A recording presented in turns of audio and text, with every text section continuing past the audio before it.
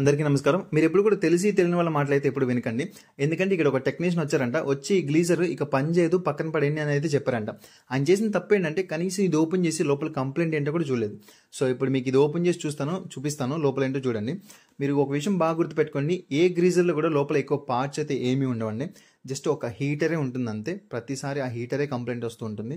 So ఈ మధ్యకాలంలో అందరూ బోర్ వాటర్ బాగా వాడుతున్నారు. దానివల్ల లోపల ఉండే హీటర్కి శుద్ధ పట్టే ఛాన్స్ ఎక్కువ ఉంటుంది. ఇక్కడ ఉన్న దానికి కంప్లైంట్ కూడా అదే. సో ఇక్కడ మీరు చూస్తున్నారు కదా, హీటర్ మొత్తం తెల్లగా ఉంది, ఆ పైన ఉన్నదంతా శుద్ధ. ఆ శుద్ధ పట్టడం వల్ల వాటర్లో అది కంప్లీట్గా ములగలేదు. అప్పుడు అది ఓవర్ హీట్ అయిపోయి ఇక్కడ బ్రేక్ అయిపోయింది. సో బ్రేక్ అయిపోయినప్పుడు హీటర్ పనిచేయదు. ఇంకా మీరు బాగా వినండి, ఇక్కడ నేను గ్రీజర్ పనిచేయదు అనట్లా, హీటర్ మాత్రమే పనిచేయదు. సో ఇక్కడ సేమ్ సైజు మనకు మార్కెట్లో దొరుకుతుంటుంది.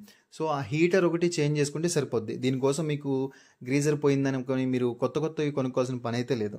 సో అందుకే మంచి టెక్నీషియన్తో పని చేయించుకోండి. Please subscribe to our channel. Thank you.